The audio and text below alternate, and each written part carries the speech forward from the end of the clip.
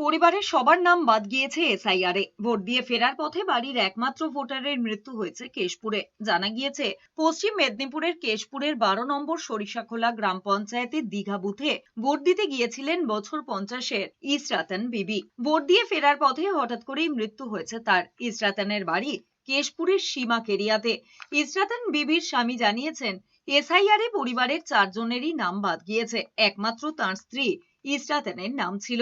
খবর পেয়ে মৃতার বাড়ি যান কেশপুরের তৃণমূল প্রার্থী শিউলি সাহা। তিনি নির্বাচন কমিশনার জ্ঞানেশ কুমারের বিরুদ্ধে ক্ষোভ উগরে দিয়েছেন। তার কথায়, এসআইআরে পরিবারের সবার নাম বাদ যাওয়ায় দুশ্চিন্তায় ছিলেন ইসরাতান। এই মৃত্যুর জন্য দায়ী কমিশন।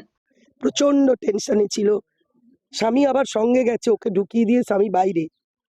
তারপর সে আর ভাবছিল ডিটেনশন ক্যাম্পে যেতে হবে। স্বামী কাঁদতে কাঁদতে বলছে যে ও বলতো বাংলাদেশে তোমাদের পাঠিয়ে দেবে, আমি কি করে থাকবো, এই টেনশনে মারা গেল। এদিকে প্রচন্ড গরমে ভোট দিতে গিয়ে হৃদরোগে আক্রান্ত হয়ে মৃত্যু হয়েছে পটাশপুরের এক ভোটারের। 58 নীপেন্দ্রনাথ দাস ভোটের লাইনে দাঁড়িয়ে অসুস্থ হয়ে মাটিতে লুটিয়ে পড়েন। তড়িঘড়ি তাকে ডাক্তারের কাছে নিয়ে গেলে মৃত বলে ঘোষণা করেন। মৃত্যুর খবর মালদাতেও। মালতীপুরে ভোট দিতে গিয়ে বছর 50-এর প্রমীলা বাগদিরও মৃত্যু হয়েছে।